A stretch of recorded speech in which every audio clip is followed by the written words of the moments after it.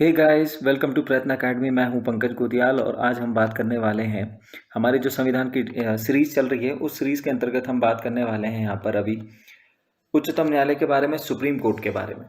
तो supreme court जो है हमारा उच्चतम न्यायालय है, कब इसका संगठन किया गया है, इसकी संवैधानिक पृष्ठभूमि क्या है, इसके बारे में थोड़ा सा जानकारी ले लेते हैं। तो सबसे पहले अगर हम बात करें सर्वोच्च न्यायालय की संक्षिप्त पृष्ठभूमि के अगर बारे में हम बात करें तो कहाँ से सर्वोच्च न्यायालय का ये उद्भव हुआ, कहाँ से भारत में न्यायपालिका का उद्भव हुआ। तो सबसे पहले अगर हम बात करें जो हिस्टोरिकल बैकग्राउंड है, ठीक है, तो 1773 ईस्वी के जो रेगुलेटिंग एक्ट था, उस रेगुलेटिंग एक्ट के तहत हमने कलकत्ता में पूर्ण शक्तियम अधिकार के साथ कोर्ट ऑफ रिकॉर्ड के रूप में सर्वोच्च न्यायाधिकरण की स्थापना की गई थी। देखिए, सबसे पहले जब 1764 में बक्सर का युद्ध हुआ, ठीक है, तीनों जो संयुक्त सेना थी वो हार गई। 1765 में इलाहाबाद की संधि हुई जिसमें बंगाल, बिहार, उड़ीसा की दीवानी किसको दे दी गई थी? अंग्रेजों को दे दी गई। तो इसी के बाद अंग्रेजों के हाथ में पूरा का पूरा शासन चले गया और इन्होंने ही 1773 में जब कंपनी का शासन भारत के ऊपर चल रहा था तो 1773 ईस्वी में रेगुलेटिंग एक्ट लाया जिसके अंतर्गत क्या किया गया था, इन रिकॉर्ड के रूप में, जो ये कोर्ट ऑफ रिकॉर्ड के रूप में सर्वोच्च न्यायालय का यहाँ पर स्थापना कर दी गई थी। कहां पर? कलकत्ता में। 4 यहाँ पर न्यायाधीश रखे, यानी 1 मुख्य न्यायाधीश और 3 सहयोगी न्यायाधीश, और इसका जो पहला मुख्य न्यायाधीश था वो किस था? एलिजा को बना दिया गया था।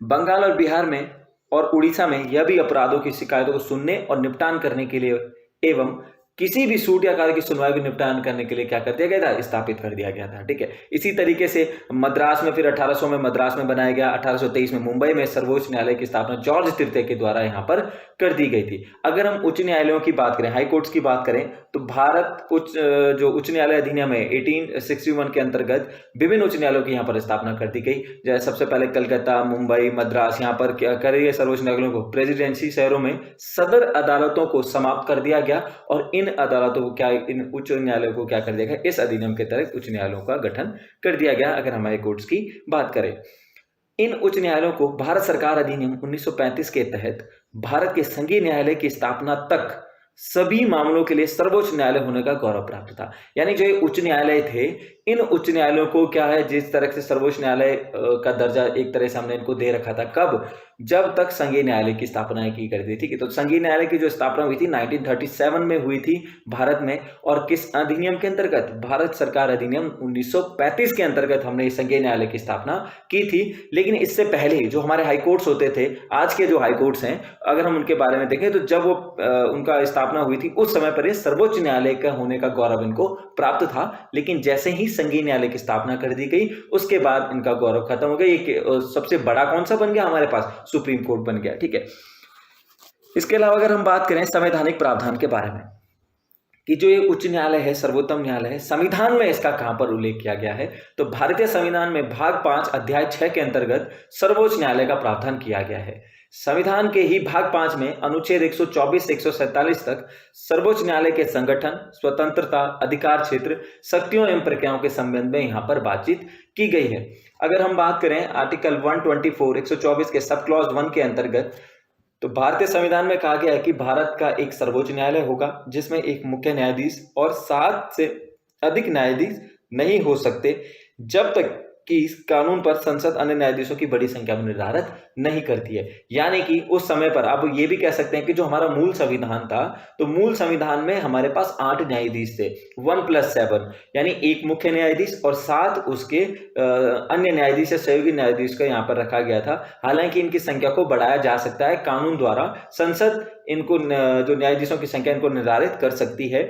जैसे कि सबसे पहले हमारे पास 8 हुआ करते थे, 1956 में बढ़ाकर 10 कर दिया गया, 1960 में 13 कर दिया गया, 1977 में इसको 17 कर दिया गया, 1986 में 25 कर दिया गया था। 2009 के बाद जो अधिनियम हुआ था, जो उच्च न्यायालय न्यायाधीशों की जो संशोधन अधिनियम था 2008 का, इसके तहत फरवरी 2009 में केंद्र सरकार ने 26 से बढ़ाकर 31 कर दिया गया, और अभी हाल ही में कितना कर दिया गया? 2019 में इनकी संख्या को कितना बढ़ाकर रख दिया गया? 31 से बढ़ाकर 34 कर दिया गया है। ठीक है, तो अभी हमारे पास 34 हैं। मूल रूप से अगर हम बात करें, जैसे हम पहले भी बात कर चुके हैं, मूल रूप से सर्वोच्च न्यायालय में न्यायाधीशों की संख्या 8 है, एक मुख्य न्यायाधीश और 7 न्यायाधीश है। जब हम मूल संविधान का मतलब जब हमारा संविधान बना था। न्यायाधीशों की योग्यताओं के अगर बारे में बात करें तो क्या योग्यताएं होनी चाहिए? तो सर्वोच्च न्यायालय के न्यायाधीश के रूप में नियुक्त किए जाने वाले व्यक्ति में निम्नलिखित योग्यताएं होनी चाहिए। क्या क्या होनी चाहिए? तो सबसे पहला तो वो भारत का नागरिक हो, कम से कम 5 वर्षों के लिए किसी उच्च न्यायालय का न्यायाधीश होना चाहिए, या तो वो 10 वर्ष तक किसी उच्च न्यायालय में अधिवक्ता के पद पर होना चाहिए। और एक यहाँ पर ये भी है, एक योग्यता ये भी मानी, हालांकि ये संविधान में उल्लेखित नहीं है, लेकिन राष्ट्रपति के मत में क्या होना चाहिए? वो प्रतिष्ठित न्यायवादी होना चाहिए। यानी राष्ट्रपति के जो मत है, यानी राष्ट्रपति के विचार में क्या होना चाहिए? प्रतिष्ठित न्यायवादी उसे होना चाहिए। ये योग्यताएं इसमें होनी चाहिए। अगर हम शपथ या प्रतिज्ञान की बात करें तो सर्वोच्च न्यायालय के लिए नियुक्ति न्यायाधीश को अपना कार्यभार संभालने से पूर्व राष्ट्रपति या इस कार्य के लिए राष्ट्रपति द्वारा नियुक्त व्यक्ति के समकक्ष क्या लेनी होती है? शपथ लेनी होती है। तो कौन क्या शपथ में? जैसे कि मैं भारत के संविधान के प्रति सच्ची श्रद्धा और निष्ठा रखूंगा, भारत की प्रभुता एवं अखंडता का अक्षुण्ण रहूंगा, पूरी योग्यता और ज्ञान विवेक से अपने पद और कर्तव्यों के बिना भय और पक्षपात के द्वेष रहित उनका क्या करूंगा? पालन करूंगा, संविधान एवं विधि की मर्यादा बनाए रखूंगा। तो राष्ट्रपति के द्वारा यहाँ पर इनकी क्या की जाती है? शपथ दिलाई जाती है। अगर हम बात करें कॉलेजियम प्रणाली की, किस तरीके से उनका चुनाव कर दिया जाता है या किस तरीके से उनको चुना जाता है भारत के न्यायाधीशों को। अगर हम न्यायाधीशों की बात करें तो उच्चतम न्यायालय के न्यायाधीशों की नियुक्ति राष्ट्रपति करता है। मुख्य न्यायाधीश की नियुक्ति राष्ट्रपति अन्य न्यायाधीशों एवं उच्च न्यायालयों के न्यायाधीशों की सलाह के बाद ही करता है। इसी तरह अन्य न्यायाधीशों की नियुक्ति भी होती है। मुख्य न्यायाधीश के अतिरिक्त अन्य न्यायाधीशों की नियुक्ति में मुख्य न्यायाधीश का परामर्श होना क्या होता है? आवश्यक होता है। यानी अन्य जितने भी न्यायाधीश होंगे, मुख्य न्यायाधीश की सलाह मशवरा के बाद, उनके परामर्श के बाद ही राष्ट्रपति उनकी नियुक्ति कर देता है। अब यहाँ पर ये नियुक्ति जो होती है किस आधार पर होती है? तो एक प्रणाली है कॉलेजियम प्रणाली, ठीक है। तो इसी कॉलेजियम प्रणाली के आधार पर ही ये सारी की सारी चीजें यहाँ पर की जाती हैं। तो इस कॉलेजियम प्रणाली को देख लेते हैं। पहले कॉलेजियम प्रणाली की शुरुआत तृतीय न्यायाधीश मामले में के माध्यम से हुई थी, जो 1998 से चलन में है। इसका उपयोग उच्च न्यायालयों और सर्वोच्च न्यायालयों के न्यायाधीशों की नियुक्ति एवं स्थानांतरण के लिए किया जाता है। भारतीय जो मूल संविधान है, इसमें जो ये कॉलेजियम सिस्टम है, इसका कोई भी यहाँ पर हमें प्रमाण नहीं मिलता, यहाँ पर उल्लेखित नहीं है। अब छोटा सा यहाँ पर हम कंपैरिजन कर लेते हैं परामर्श एवं कॉलेजियम प्रणाली पर विवाद। क्या विवाद हुए थे परामर्श इस कॉलेजियम सिस्टम पर?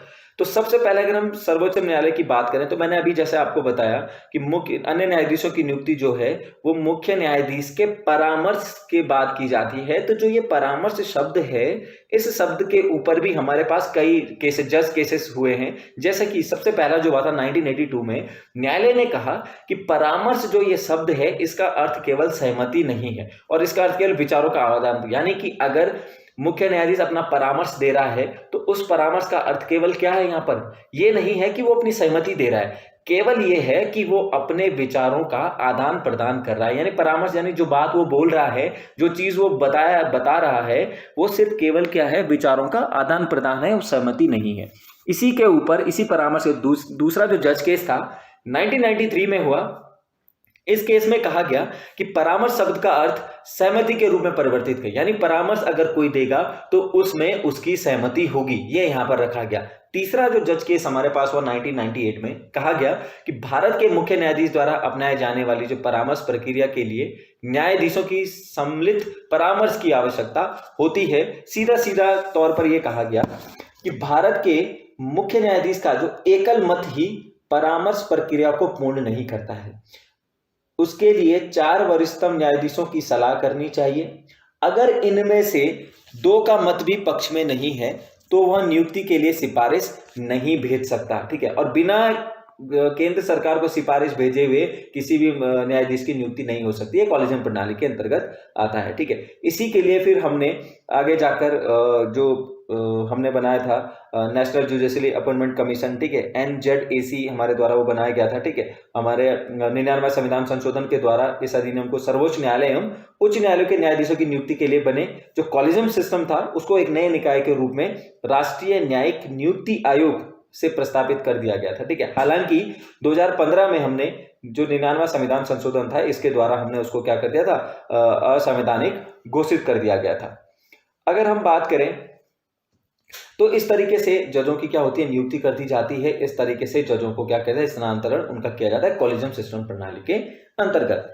अगर हम बात करें अभी तो किस तरीके से ये सारी चीजें हमने देखी, तो अगर हम न्यायाधीशों का कार्यकाल देखें थोड़ा सा, ठीक है, तो कार्यकाल के हिसाब से अगर हम देखें तो किस तरीके से इनका कार्यकाल यहाँ पर होता है, तो न्यायाधीशों का जो कार्यकाल है वो संविधान के अंतर्गत बिल्कुल भी तय नहीं है, इनका कार्यकाल बिल्कुल भी तय नहीं है। तो जो 3 उपबंध यहाँ पर किए गए हैं कि भाई जो न्यायाधीश है वो 65 वर्ष की आयु तक अपने पद पर बना रह सकता है, या तो राष्ट्रपति को अपना लिखित त्याग पत्र देकर वो अपने कार्यकाल से क्या कर सकता है, पद मुक्त हो सकता है, या संसद की सिफारिश पर राष्ट्रपति उसे अपने पद से हटा सकता है। ये भी यहाँ पर बात की गई है, ठीक है। कैसे हटाएगा, तो ये लोकसभा और राज्यसभा में प्रस्ताव पारित किया जाता है, विशेष बहुमत से अगर ये पारित होता है तब जाकर ये जो न्यायाधीश है उसे अपना त्यागपत्र देना होता है। इसके लिए हमने न्यायाधीश जांच अधिनियम 1968 के अंतर्गत हमने न्यायाधीशों को हटाने का के संबंध में एक महाभियोग प्रक्रिया का क्या किया, उपबंध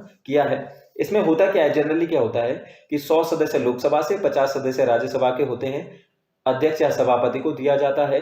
उसके बाद अध्यक्ष और सभापति उस प्रस्ताव पर विचाराधीन करते हैं। अगर उन्हें लगता है कि ये जांच, ये जो लगाया गया है, आरोप लगाया गया है, ये बिल्कुल सही है, तो वो क्या करते हैं, एक कमेटी बनाते हैं। 3 सदस्यों की कमेटी होती है, मुख्य न्यायाधीश, उच्चतम न्यायालय का कोई भी न्यायाधीश, ठीक है, दूसरा हमारे पास किसी भी उच्च न्यायालय का मुख्य न्यायाधीश, और तीसरा प्रतिष्ठित न्यायवादी यहाँ पर रखा जाता है। इस तरीके से जब ये अगर दोषी पाते हैं तो संसद में भेजा जाता है, और लास्ट में संसद द्वारा अगर इसे पारित किया जाता है तो न्यायाधीश को अपने पद से इस्तीफा देना होता है।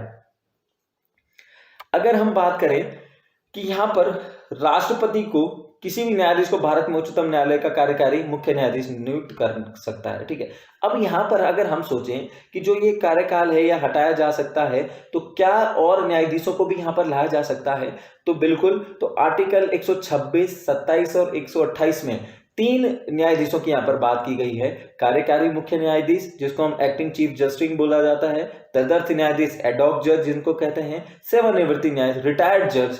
3 तरह के से ही जजों की यहाँ पर नियुक्ति कर सकता है, ठीक है, राष्ट्रपति। कैसे करता है, सबसे पहले देखते हैं आर्टिकल 126 के अंतर्गत कार्यकारी मुख्य न्यायाधीश। तो राष्ट्रपति भारत के कार्यवाहक मुख्य न्यायाधीश के रूप में सर्वोच्च न्यायालय के किसी न्यायाधीश की नियुक्ति कर सकता है, ठीक है। कब कब कर सकता है ऐसी नियुक्ति, नाम से ही पता चल रहा है, देखिए, कार्यवाहक यानी उसके काम को वहन करने वाला, ठीक है। कब कब कर सकता है, या तो मुख्य न्यायाधीश का पद रिक्त हो, उस स्थिति में कर सकता है। स्थायी रूप से मुख्य न्यायाधीश अनुपस्थित हो, कहीं छुट्टी पे गया हो, ठीक है, या कहीं उसका स्वास्थ्य खराब हो, किसी कारण से वो क्या है, अनुपस्थित हो, तो उस समय भी कर सकता है।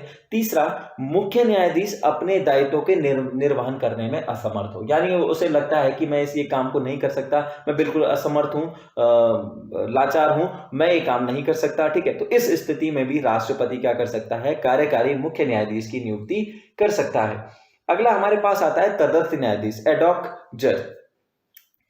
जब सर्वोच्च न्यायालय में किसी सत्र को आयोजित करने या जारी रखने के लिए स्थायी न्यायाधीशों के कोरम या गणपूर्ति की कमी होती है, तब भारत द्वारा मुख्य न्यायाधीश का एक अस्थायी अवधि के लिए सर्वोच्च न्यायालय के तदर्थ न्यायाधीश के रूप में किसी उच्च न्यायालय के न्यायाधीश की नियुक्ति कर सकता है।